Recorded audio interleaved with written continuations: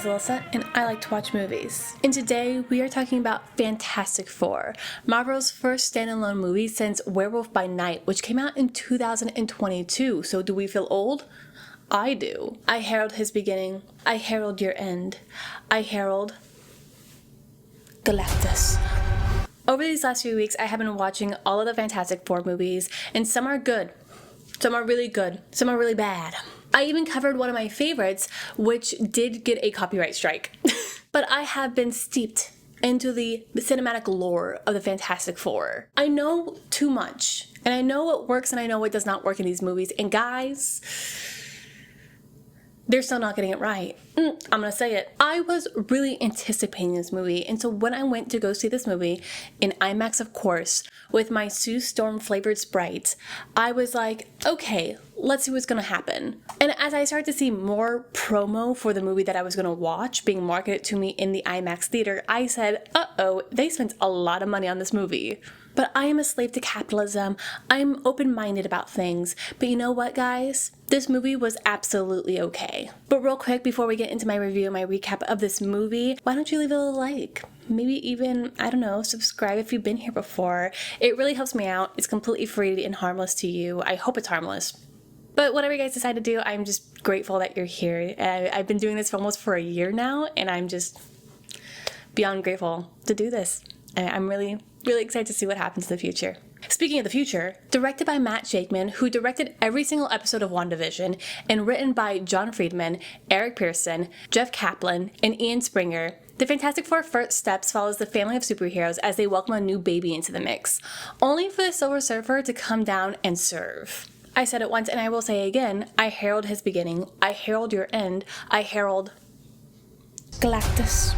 Galactus, or Galen, if you're close, which I am not, but if you are, that's amazing, is a bit of a world eater. He sees a planet and he goes, yum, yum, yum, let me munch it up. He ends up consuming worlds because he has this insatiable appetite. He sees a planet and looks at it like a little eclair, and he's just like, wow, I would love to have a bite of that, please. And that's truly all the motivation we need for a villain.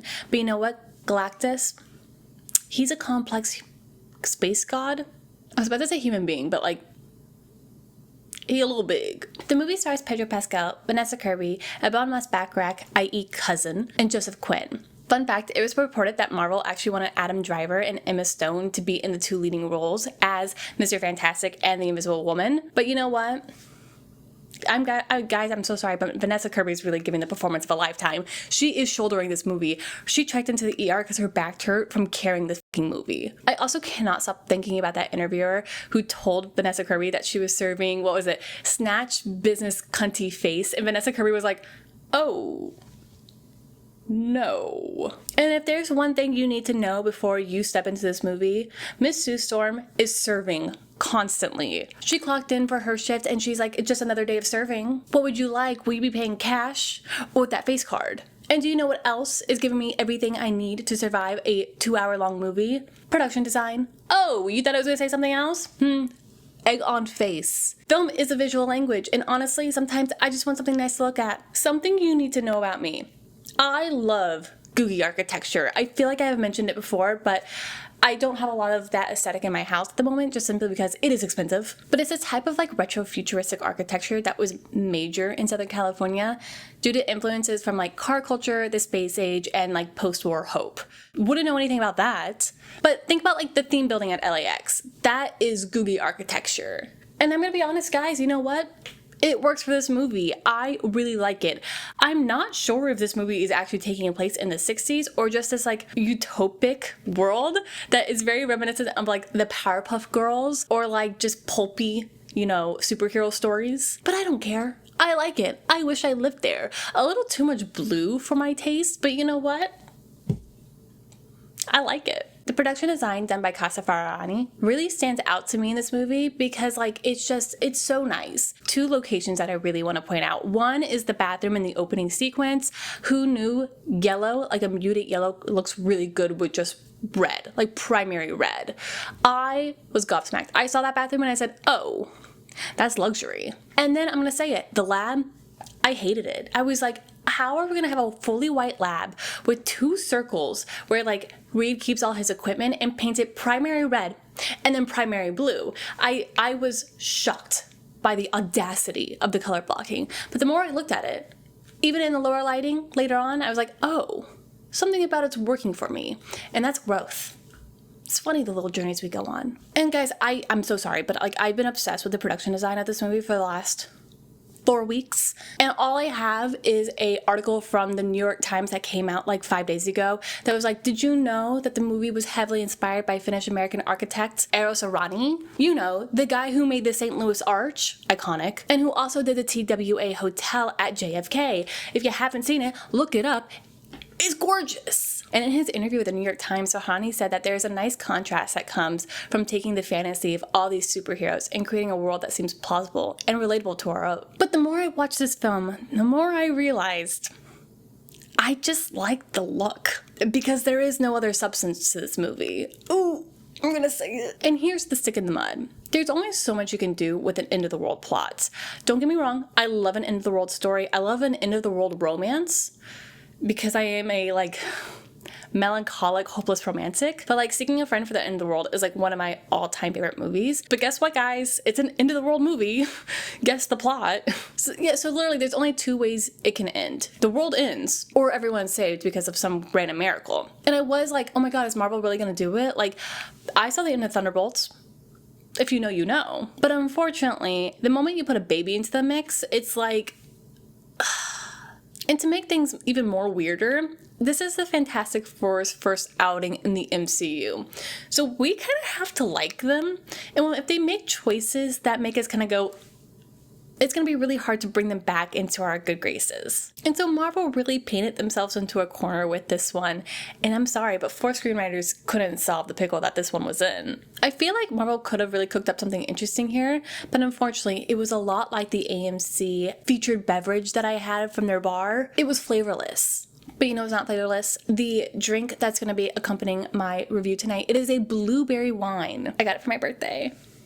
Speaking of birthdays, I recapped Kill Bill for my birthday, so if you haven't seen it, go check it out. But this is where I tell you guys that we are about to break down the entire plot of the movie, so if you have not seen it, if you want to know what happens, I highly recommend maybe go check it out at your local AMC theater, or you could just skip to the very end to see my final grade and what other movies I might recommend for you to watch if you are just like, I'm gonna wait for this one on streaming. But if you're still here, let's get into the plot. We open the movie to get the 411 on what the Fantastic Four has been up to since they got their powers. Yes. They've kind of become celebrities, and they engage in doing their own PSA educational videos for the entire United States, I assume. Similar to how Mr. Captain America made a PSA that made a cameo in Spider-Man Homecoming. Parallels. And they're also speaking at the Future Foundation, which is led and pioneered by Miss Sue Storm, who has achieved world peace. You'll love to hear it. They still have some villains here and there, but their biggest villain really is like the Mole Man, who just took the Pan Am building and just put it underground. Like, it's not that big of a deal, guys. They have a lever that lifts it back up. And you know what else is new? Sue's pregnant. Oh my god. And this is a miracle. Her and Reed have been trying for 2 years, and then they gave up on their dreams because they're like, it's not possible. And boom, it's possible. Miracles do happen. And the gang is pumped. Who is in the gang? I am so glad you asked. We have Reed Richards, who is Mr. Fantastic. He stretches, played by Pedro Pascal. Sue Storm, or Suzanne Storm, if you're more formal with her, but I love calling her Sue. There's not that many Sues in the world. She is the Invisible Woman. She goes invisible, but she also has like force fields. Sue and Reed are married because they're in love with each other. That's just how it is. And then you have Reed's best friend, Ben Grimm, who is played by Cousin, who is the Thing, which is this giant like rock creature. And then you have Johnny Storm, Sue Storm's little brother, who is the Human Torch, i.e. he just catches on fire, and he is played by Joseph Quinn. So that's the family dynamic. Sue and Reed are married. Johnny is Sue's little brother and Reed's brother-in-law, and then Ben is just along for the ride. He's like, oh, what's up, gang? You also need to know that the reason they're all astronauts is because they're all ridiculously intelligent. I think people forget that, is like that they're all really smart, and that's gonna play an important part in the plot. And you know what? I am really excited that they're also having this baby. What I'm not excited about is that Reed has turned all of New York into a police state to baby-proof the city. Yeah. The only one who's like willing to do a temperature check on this is Johnny. And he's like, I don't know if that's like the right and moral thing to do. And Reed is like, what if you just shut the fuck up? And Reed is an incredibly smart man. He is the smartest man in existence. Yeah, I'm not even gonna say the world. I'm gonna say not even the universe. Existence. And he kind of lacks this like awareness of how his actions are going to have these consequences. I think he knows the consequences, but he's just like, those are the consequences, and whatever. I will move through them. Luckily, Sue really brings out the humanity in him, which is kind of what we need to like soften this like aloof nature that he has, or that like Pedro's giving to him. And we get to see him like have some puppy dog energy. But boy howdy, when he's locked in, he kind of scares me. And guys, everything is pretty peaceful. It's going so well. Nothing could ruin this. Except for the Silver Surfer. In this universe, we are seeing Shia LaBeouf as the Silver Surfer, played by the beautiful Julia Garner. Big fan, excited for weapons. And in this universe, she gave up her humanity essentially to protect her world from being eaten by Galactus. Now, we've seen the Silver Surfer before, but that was Norman Rad, the lover of Shia LaBeouf, who gave up his humanity to save his lover and to save her universe. Oh, okay, got it. So we're gender swapping for the plot. Interesting. Wonder if that will be big later. I herald his beginning. I herald your end. I herald Galactus. As I said, Galactus is a world eater, blah, blah, blah, blah, blah. He's gonna eat the Earth. Cool. What's new? The gang decides that they have to stop Galactus from eating their planet because they are Earth's protectors. There's apparently no other superheroes in this universe. Interesting. Curious. They're gonna prep their rocket ship in 36 hours and take off into space, and Johnny is excited. He has been itching to have a reason to be in this movie. And you know what else is groundbreaking? Sue is gonna be the first pregnant woman to go into space. Her story, honestly. Just stop your crying, it's the sign of the times. You got to get away. So the gang goes to space. They already have a little thing up there that puts them into light speed. They have been a busy bunch. Question, was it put there before they turned into the Fantastic Four or after? Let me know your thoughts in the comments. They track down Galactus by like, I don't know, some technology that Reed just has. And when they get to the planet, they're like, ¿Dónde está? And just in that moment, the planet in front of them explodes. Yeah. It turns out Galactus lives in a giant drill. Thinking is like, oh, we should probably leave. And they try to go into light speed, but a tractor beam gets them. And they're like, oh, shite. We gotta go talk to this god? Okay, space gods, let's go. When they meet up with Galactus, he is having a hard time. Guys, Galactus wants to die. He's overliving. He's like, I have been here for eons. I'm really exhausted. I don't have an appetite. I don't want to eat. I'm bored by it. Get me out of here. No longer do I want to touch grass. I want to be shot. He then looks at Sue and he's like, oh, that baby that's inside of you, he is going to be a god in himself. He's going to be superhuman. Let him take my place. Who said that? I did. Let's do it. Let's be crazy. What if I raised your human child to be a god and take over this whole operation? What do we think about that? No compensation, child labor. Sue is not loving the idea. She's like, what if I went into labor and we got the heck out of here? The gang is trying to leave. The Silver Surfer is doing her thing. She's like, I cannot let you leave. I need that child. I will put my hand into Sue's body, grab the baby, take it out of utero, and give it to my boss because he wants it and I am kind of his slave, unfortunately. Luckily for them, they punch it. They get in the rocket ship, they punch it, and they are out of there. They are in a wormhole. Guys, it's been so long since I've seen a wormhole. I forgot how much I loved it. I really love space movies. Just stop your crown, it's the sign of the times. We got to get away. But here's the cool thing about the wormhole. The Silver Surfer is surfing the wormhole.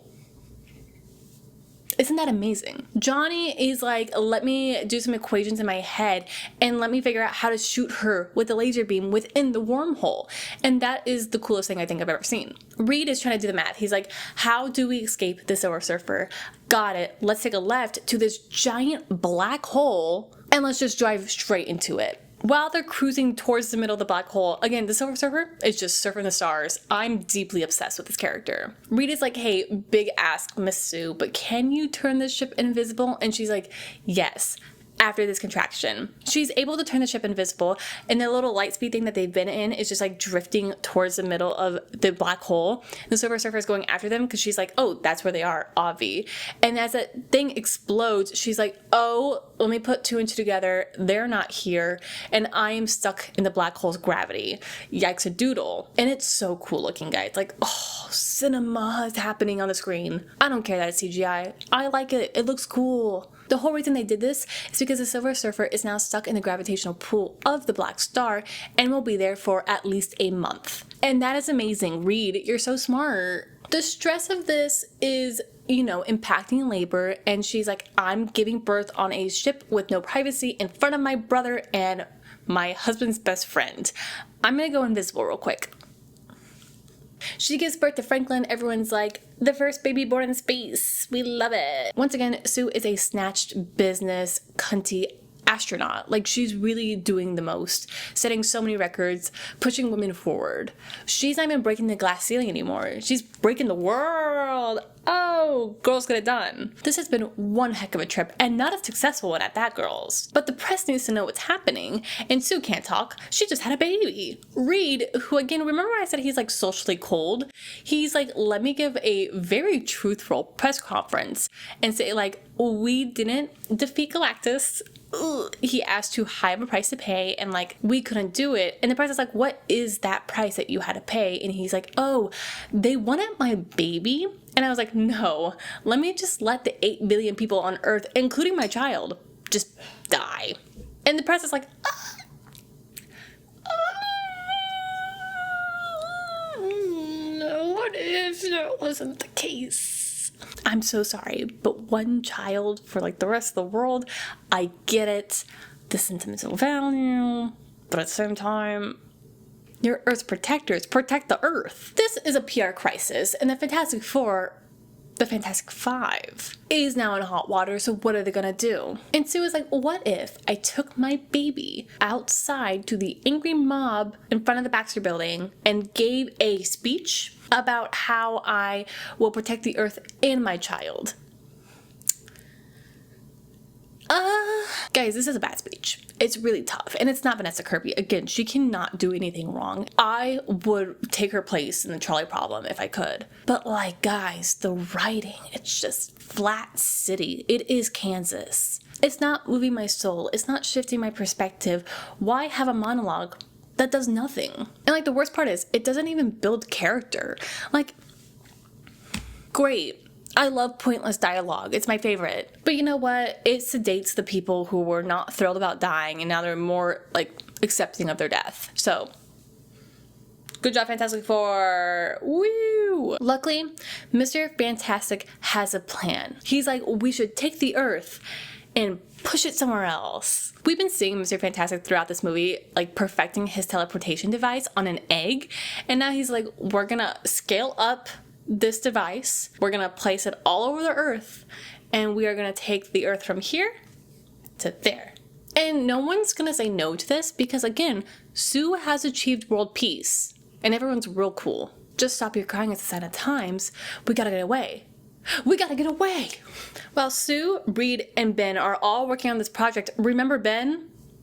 He's here. Johnny is wanting to be of use, and so he takes these recordings that Reed has captured over an unknown period of time of a message being sent through the stars, and remembers something that Shalabah said to him in her native tongue and translated to him when they were like seeing Galactus, and he's like, 2 and 2 makes 3. I can now speak her language. Okay, linguistics.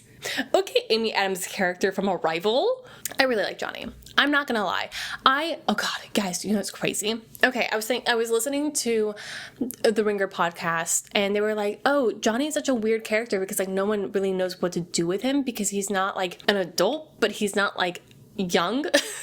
He's just like that in-between era. He was like a teenager, essentially. Around the time they were creating the Fantastic Four, which is i.e. Marvel's first family, the teenager was like a new concept. Like the idea and the concept of a teenager wasn't something like we accepted as a culture until like the 50s and the 60s. And I think that is cuckoo bananas. Like, wild. And so like a lot of times in these movies you'll see Johnny portrayed as like a heartthrob, but we have to think of him as in the context of like a Harry Styles essentially. But like Harry Styles if he were super intelligent and an astronaut and had the bluest fucking eyes you have ever seen in your entire life. Like, we get it. Blink. So how do you think teleporting the Earth went? It actually went really well. It was actually going so well that the Silver Surfer had to be like, what if I destroyed all the teleportation devices? Doesn't that suck? She's on her way to destroy the teleportation device in the middle of Times Square when Johnny's like, hey, yo, stop that. He says it in her language and she's like, wait a minute. How did you learn that language? And he's like, I like you and I want to kiss you. And honestly, if a guy liked you, he would learn an entire different language just to speak to you. But then Johnny decides to ruin his chances with Shalabal by literally going, I translated all the speeches and they're like asking for you to come back home. And then all these other planets that I've also deciphered the language for, how? Do not know. He must have the Rosetta Stone. And it's like, they were begging for you to not kill them, and yet you killed them. So how do you feel about that? Believe it or not, Shalabala is crashing out. Johnny says, just stop your crying, it's a sign of times. And she goes, no, I gotta get away. And in her distress, she does not destroy the last teleportation device. Oh! What's gonna happen? The team is scrambling. Things are not looking good. And Sue's like, well, what do we do, Reed? And Reed's like, what if, and you're gonna hate this, we gave the baby to Galactus? And Sue's like, how f***ing dare you? And he's like, you're right. What a dumb idea. Let's think of a different situation. What if we took Galactus and we pushed him into a different universe? So how much time do they have to figure out this plan? Well, let's ask the giant drill in the sky. The gang has to work fast. They have maybe a week, and they're like, we got to get the people out of here and keep them safe. Luckily, they team up with one of their rivals, Mole Man, remember him? And they're able to move everyone in New York City into an underground city that exists. Okay, so real quick, let's get into this plan. The plan is they're going to use Franklin, the baby, as a decoy, and they're going to put him in the middle of the teleportation device. As soon as Galactus crosses a line, they're going to distract him a little bit, and they're going to swap out the baby for a fake baby carriage. Totally gonna work. As soon as Galactus reaches down to grab the baby, they're gonna turn on the machine. It's gonna take 37 seconds for Galactus to get sucked into the universe portal, essentially, and be taken somewhere else. Will he die? Likely, because I think he needs the giant drill to stay alive. Now, see, here's the thing about this plan. I have several questions, so let's just rapid fire some of them. 1, why would Galactus get out of his ship to chase down a baby? Doesn't he need to be hooked up to those lava pipes to live? Also, isn't that why he hired the Silver Surfer? I shouldn't even say hired. Isn't that why he enslaved the Silver Surfer? 2, where are we sending Galactus? Does that mean that the alternate universe Earth is going to be sent into where our MCU Earth is? Like, is it going to go to the same place that the Earth was going to go? 3rd, is Galactus going to the regular old Marvel Earth that we already know and we're slightly tired by? I think he's going to replace Kang. Remember him? And to that I go, interesting, curious. I would love to see how this could have been a better singer than the singer we got in Thunderbolts. By the way, go watch that movie. I'm not calling it by its actual name. I did not like that PR stunt. Never do it again. 4, what's the backup plan if this one doesn't work? Are we gonna give the baby to Galactus to like save the planet, or we're just gonna let everyone die? But you know what? Here's to hope for the best. I would say that like if you start using logic in this movie, the plot starts to fall apart. And like, you know, that's a sign of a really good movie. That's a sign of a really strong script. But hey, don't worry. The plan works. Congratulations, team. You did good. But uh-oh. Galactus sticks his little hand out and he's like, JK, bitch, I'm back again. And Sue's like, how about you get the hell out of here? And I'm just like a little bit curious. What if Galactus just got sucked into another universe? Would he just float in space and die? Because I think he needs the drill to live. Isn't that what he wants though, is to die? Like, why do we need a planet eater? Guys, I just don't know the lore. Someone tell me. I don't want to ask ChatGPT. I don't have the time. Nor do I want to destroy the environment. Sue says, you know what? No. And serving snatch business cunty energy, she force fields him back into the thing, and she's like, no. She's almost doing it, but she's not strong enough. That's when the Silver Surfer comes in and she goes, let me give him a little push. And you know what? Once again, girls get it done. Unfortunately, pour one out for Shalabah because she does get sucked into the alternate universe with Galactus. R.I.P. Also bad news, pour one out for Miss Sue Storm. She did die. She exhausted her powers and went, Reed is having a hard time with this. He's like, my wife.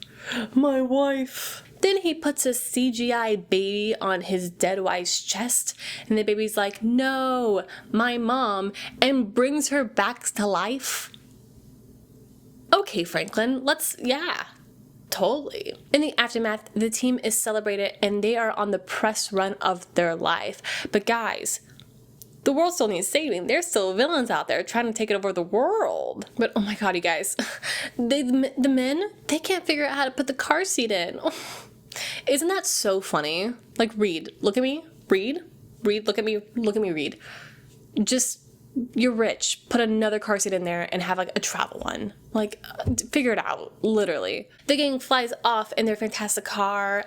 Roll the credits. But wait guys, this is a proper MCU movie, so there are stinkers and we are going to talk about them. In the first stinker, we jump forward 4 more years. Franklin is now a young child, an elder toddler. I don't know what you call a 4-year-old. Sue is grabbing him another book because she can't read Darwin again. Ugh, not tonight. Not tonight, please. When she returns to the living room, she sees Franklin talking to a mysterious man in a green robe who's holding an iron mask. It's Doom. Boom, cut to black. The Fantastic Four will return in Avengers Doomsday. Stinger number 2. We get to watch a little cartoon intro of the Fantastic Four that plays homage to the 1994 Fantastic Four cartoon, not the movie. R.I.P. my recap of that movie. Boom, cut to black. The Fantastic Four First Steps. Now folks, this movie was a snooze fest. This was a tough one for me, I'll be honest. You know how like Superman felt like super earnest in its messaging of like, be kind, kindness is punk rock or whatever. Like, I didn't mind the overstuffedness of that story because I could feel the sincerity out of it. I was like, okay, I like it. I see the passion. I see the enthusiasm. I'm into it. Fantastic Four does not have any of that. No. This is like, it's giving the dentist's office in like the worst way possible. Like every so often you're like, oh, I love the minty freshness of my teeth being clean. But then you're like having to keep your mouth open for a long time and it's just like sucking air and you're like, I wish I could move my tongue. And I know a lot of folks like this movie. I don't get it. I was gonna lie and tell you that I get it, but like I don't get it. I'm so sorry. It's like trying to say something, but it's like so like not passionate about it that I just don't care enough. I don't care about the characters because I don't know their motivations. I do not care about their relationships with one another because I don't know how they actually interact with each other. I don't know their character dynamics besides like a few gimmicks and a few gags. And it's just like things are happening, but why should I care? Again, the standout for me is gonna have to be Vanessa Kirby as Sue Storm. She's really doing the most here. Remember how the Things in this movie, he does not have a job, you guys. Like, it's really unfortunate. He's just like hanging out. Natasha Lyonne's in this movie, but it seems like all of their scenes were like super cut down. And it's just like, oh man. And I don't want to give Pedro much flack for his performance in this, though it was a bit stiff, just like his performance in The Materialist, which, funny enough, is also a movie where he stretches his legs. But I am gonna put the blame on the director and the 4 writers. Like, too many writers. This movie just lacks. It lacks life, and I'm so sorry. It really feels like a movie you can watch at the museum. And with all this said, I'm gonna give Fantastic Four First Steps a C+.